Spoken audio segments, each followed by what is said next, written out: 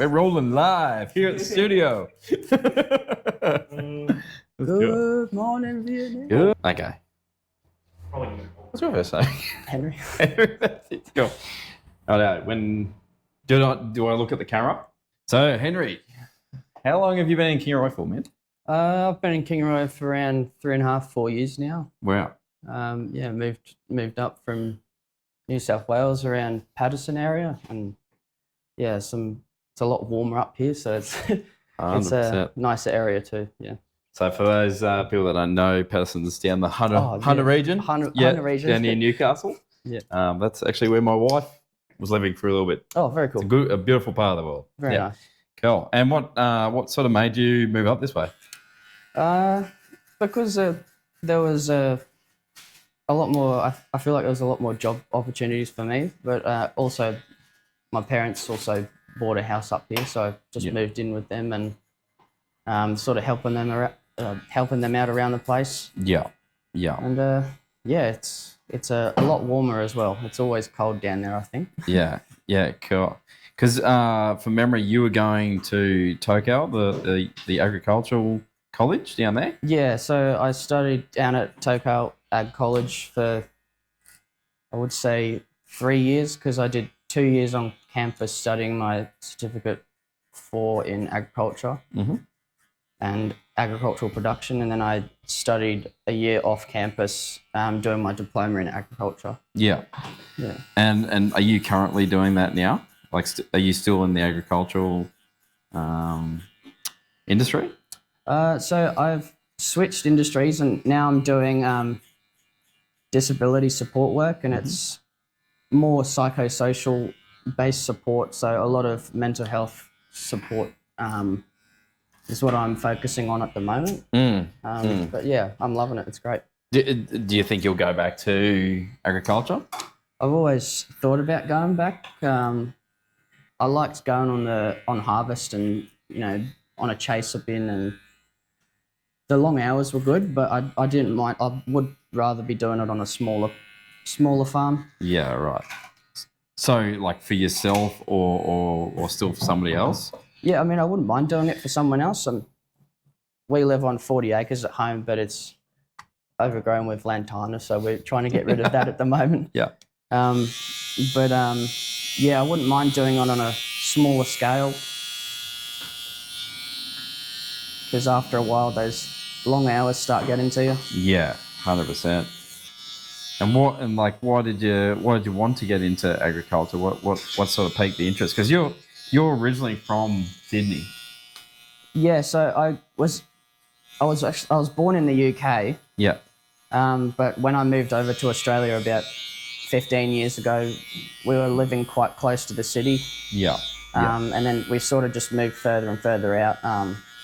But ever since I was a little kid, I always had interest in farm animals, going to those little family-friendly farms where you get to hold the ducks and rabbits and stuff. Yeah, cool. So there's always been that little bit of an interest there, and I studied it as one of my units in high school. Do you think the reason why you sort of left the industry by the sounds of it, temporarily, is because of the lack of money that's in the industry for what you were doing? Yeah, I feel like, especially during major weather events like droughts or floods, it does have quite an impact on farmers, and therefore they won't be able to pay their workers, and that was a part of it. But I feel like there are some, every job has its difficulties, but I just fancied a bit of a change. And I've had family and friends tell me that I've had a bit of a knack for talking with people and helping people, and thought I'd give it a go. So they've told me I thought it was, they've told me I think I'd be really good at, support work. So yeah. Well, it's always there for you if you want to go back to it, hey? Yeah, exactly. And there's a lot of, I don't think there's a lot of it, but I think there needs to be more of mental health support in the agricultural industry. Okay. So that's also where also another avenue for me to get back into the industry, but in a different way. Yeah. But yeah, that's always something I can go back to. Yeah. So did you, like, were you witnessing a bit of a decline in farming, like with you know, farm hands and the bosses? Like, what did you see anything yourself that really struck it out to, or it's your own sort of personal taking on it? I feel like I've had some poor experiences on some properties and some farms, and that some of them were due to the managers and the bosses. They can be quite strict, and some of them don't necessarily like to accept new ideas or change or whatnot. So they're quite stuck in their ways. But that's part of the reason why I left the industry. Yeah. But yeah, it's always something I wouldn't mind having a go at again. But doing it on my terms, not on others. Yeah. And do you like Kingaroy? Yeah, I love Kingaroy. It's really good. It's a good town. Like, there's always good, you know, community events on, like like Bacon Fest and is it the Kingaroy Burren Down races? Yeah. That's always a good event to go to. Yeah, all those community events are really good to go to, and there's plenty of just social things you can go to. Like, we've got plenty of pubs here, and we've got the RSL, and there's parks, and the people are quite friendly as well. So yeah, it's nice to move into a town where everyone's quite Friendly. Yeah, like quite community based, and it's, you know, a nice multicultural town as well. Yeah. So, Yeah. Do you think that there's anything that, you know, you could change? Like, if you're in the hot seat, mate, and you could change things around here, what would you change?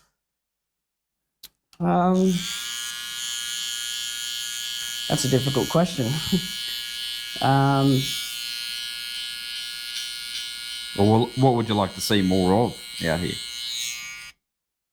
And don't say strippers. No, I'm not going to say that. No, they can stay further away. But I think because Kingaroy is slowly expanding. Mm-hmm. So they've got the new spotlight that opened today. Apparently it was crazy. Hundreds of cars lined up. And it's I think spotlight. Because I think it's like the end of financial year sales are starting to pop up now. Of course, yeah. So I think everything was, not everything, but there was cheaper things even on their opening day. So yeah.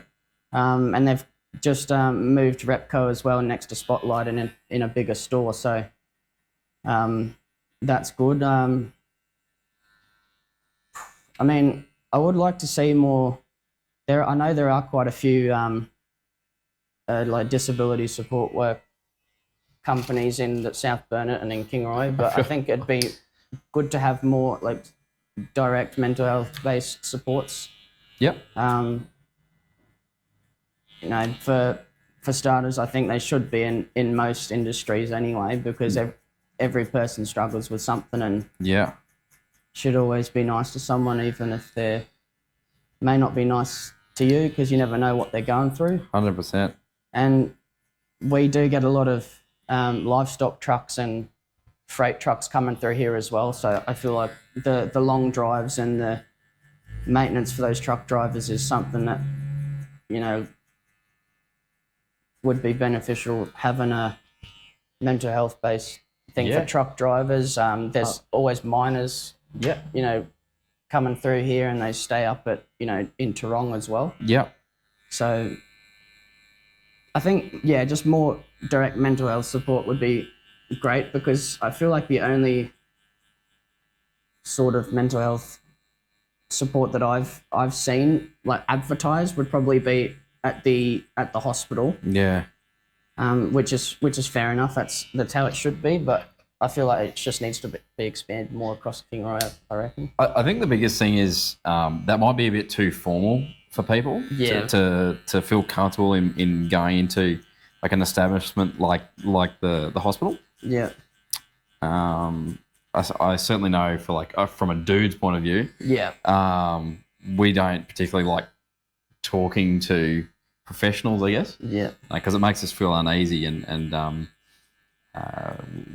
yeah, we feel much more comfortable in say a setting like this. Yeah. You know, a lot more relaxed, laid back, and Well, then in that sort of case, then I think it should be more like advertised more, because then that way it can be put into their sort of their hands and their, you know, their decision. And I just had a crazy thought whilst you were talking, mate. About, you know, say for instance truckies. yeah, So they don't have a lot of time to just sit down and you know, debrief or yeah, exactly. wind down, I guess. And kind of like what we're doing right now, like Yeah. I think doing their job whilst they're talking to you comfortably, Yeah.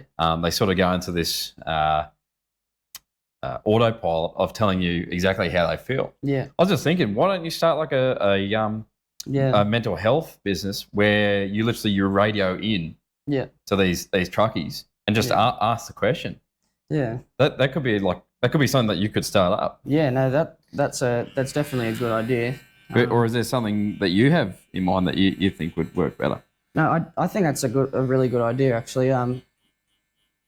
It just made me think as well, when I was working at a feedlot out in Wattle Camp, they brought in a counsellor Yep. every couple of weeks, and he'd come in and he'd, you know, sit down and talk with you, and you can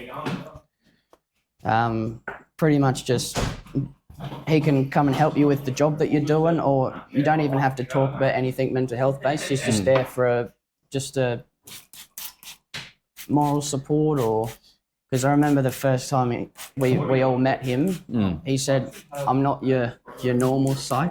Yeah. I'm not going to sit there with a notepad and jot down everything you're saying." Because it feels pretty transactional. Yeah. Like I and I'm not putting any shade on the health industry, mental health industry, but I feel like with that, is that more like it feels transactional and it genuinely doesn't feel like they care. A big shout out to one of the best psychs that I ever had when I was still in the Air Force. I used to go see a bloke called Matthew Jepson down at New Psych in Newcastle. Big shout out. Absolutely phenomenal psychiatrist and really brought that casual sort of conversation with you, and you were more easily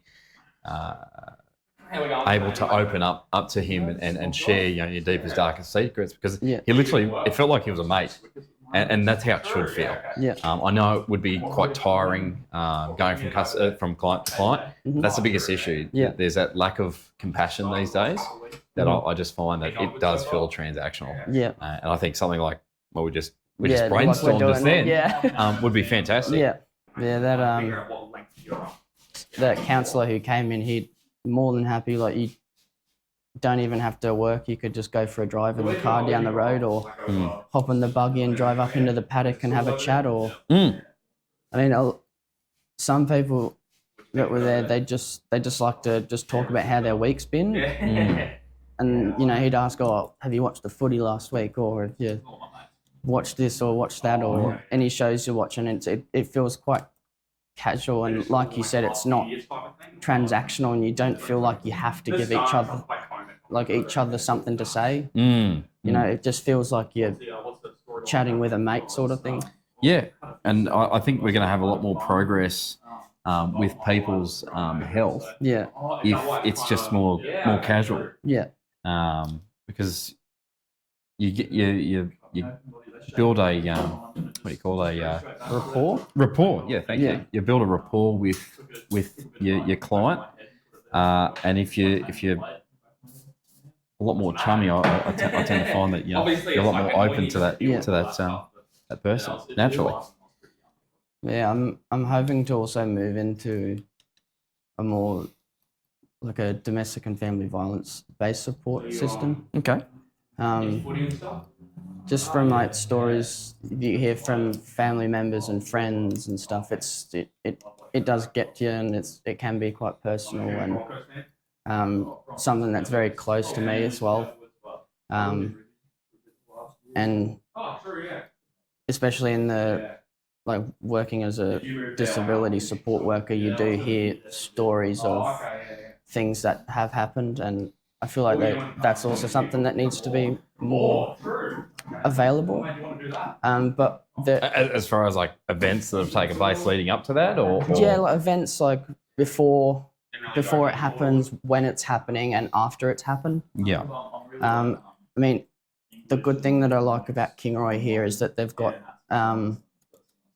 in the banks in the shopping centre, they have got boxes, and even in Telstra as well. So you can put in your like old mobile phones. So then people that are living in it or going through a domestic violence situation, they can have a safe phone. So wow, I never knew that. yeah, so if you go into like Heritage Bank, they've got one in the shopping centre here in Kingroy. There you go. I think they've got one in Telstra. Yep. But yeah, they have like phone banks, so it's just a cardboard box which people put their phones in, the old phones. And that way, victims can use them as a safe phone to contact and get help, and without their what would you call it, like the perpetrator, sort of catching up with them or that's awesome. That is something that I had no idea that was available. Yeah, it's something that's like. Am I touching anything in the back? Pardon? Am I touching the back at all? Maybe just a little. Yeah, just a little. Yeah, Yeah. too easy. I seen you met Pauline Hanson the other day. I did. How'd that go? I met Big Red. Yeah, she was good. She was good. Yeah, real good actually. She was at the Pumpkin Festival in Gomery as well. On Saturday, I think. Yep. No, look, a very very inspiring woman. I learnt a lot more about her just in about 2 or 3 hours of sitting down and having dinner and listening to them. Yeah. That I had done for 30 years. I've been on this planet. No, very inspiring. Like come from hardworking family, own a fish and chip shop. She had I think seven siblings. Oh wow, including herself.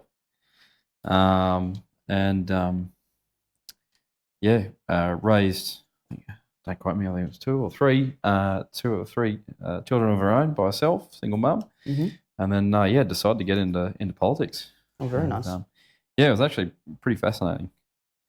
I heard she's doing pretty well as well at the moment. Well, I believe so. I try not to listen to the news. For no reason at all. But yeah, no, it's good to see a surge. I think Australia is hopefully waking up to this woke agenda that's been placed upon us. Yeah. And we bring back a little bit of common sense into the household and into Australians. Yeah. That's my take. Yeah, no, that sounds good. How about yourself, mate? You follow much politics or? Not really. Only I don't avidly research it or watch it. I just whenever it pops up on the news is when I really see it. But yeah, and news travels fast, so you hear things, and it's just like a big game of Chinese whispers. So yeah, it probably completely different to the first person that says it to the last person that hears it. Yeah. I hope I'm not making your coffee go cold. No, you're all right, mate. All sweet. All good. Where do you typically get your coffee from? In Kingaroy, usually I like to go to. It depends really. Every place is sort of different with how they do their coffee. Yeah. When I'm at work with a client, I've got a couple of clients who like to go to Muffin Break in the shopping centre. Yep. So go there a fair bit, but I also like going to the Hunter Gatherer. Because they give you those little chocolate freckles on top. It feels like a bribe, doesn't it? Yeah. Yeah, no, they're pretty good. The hunter gatherer. Try and mix things up. Spread the wealth around the town. It's pretty important in a small town. Supporting local businesses. Yeah, I mean they get those. They've got their pies, I think, and sausage rolls. Maybe I think it's just pies. A hunter gatherer. Yeah, and Yeah. they get them from Yarraman, I think. Yeah, Yarraman Bakery. Yeah. Because the bakery in Yarraman, the workers there, they used to be up at Blackbutt. I heard that. Yeah. So, because when I was up there last, they said, oh yeah, we've only been down here for, I think it was like a year maybe, or 2 years or something like that. But but yeah, they've moved up, or down, I should say, or they've come down to Yarraman. Yeah. It's closer for me anyway. I don't have to drive all the way to Blackbutt. No, we went to the Barber Expo last month or the month before, and I'd never tried a Yarraman pie before. We typically go to Blackbutt. Yeah. But man, pretty good. They're pretty good. And I find that their sweets are just a little bit better. Yeah. I'm a big fan of caramel, so if it's got anything caramel slice in is my go-to. Yeah. You know one thing that hasn't really struck up here in Queensland that I'm a little bit disappointed with? You don't typically see much banoffee. Oh, yeah. Yeah, man. That slaps. That would kick off. Yeah, I'm a bit of a... I love a Danish. Danish pastry. Like raspberry or blueberry. I like the... It's like... It might not be a Danish, but it's a pastry that's like filled pretty much with custard all the way through, and then it's got walnuts and cinnamon and stuff on it. And well, I sent Johnny on a wild goose chase. He went up to Gameri Bakery for the first time. Yeah, I said, mate, you got to try. My personal favourite is fruit flans. You had a fruit flan before? I don't think I have. So it's literally just custard tart with like strawberries, kiwi fruit, and peach and stuff on it. And it's like in this like jelly mold on top. It's like a glaze on it. Mate, hands down the best. Well, I have to get one the next time I go through 100%. But yeah, I sent him up there, and Johnny, you didn't have a very successful trip up there, did you? No, I didn't have it. Didn't have any. They had good pie. They do those massive cookies as well. They're like the size of your head. Yeah. Take me probably a few days to get through one of them. Have you heard about the kilo donut challenge up at Kenilworth Bakery? I have not. It sounds like hospital would have to be on standby or something to get through one of them challenges. Yeah. You wonder how many people get admitted up to the hospital up at Kenilworth as overeating a donut. A kilo. Overdose of donut. Well, it's like they over in the States, they've got a restaurant. They made it look like a hospital, and they serve the heartbreak. Yeah, the heart something. Heart attack grill. Yeah, the heart attack grill. Yeah, and there's a challenge that you can do, and it's like I don't know how many kilos of. Yeah, it's like 20 patties high. Oh, what? And there's bacon and there's lettuce, and you can add anything and everything on it, and they bring you a syringe, like a plastic syringe full of red wine. Oh, what? And then if you want more, then you can buy an IV drip, and it's just full of red wine. I'm like, so you're wanting to give me a burger stacked 20 patties high? I'm a little bit disappointed. I didn't go to that Karen's Diner. Yeah, where they abuse you. Because I think they went to liquidation, or they closed up, didn't they? Yeah. But you literally paid for that. See, I just charged that out for free here, mate. Does that look amend? Yeah, no, that's good. Thank you. You are welcome. And Henry, it was a pleasure to have you on the show today. Thank you very much. For the first ever episode. How good is that? Very cool. Thank you.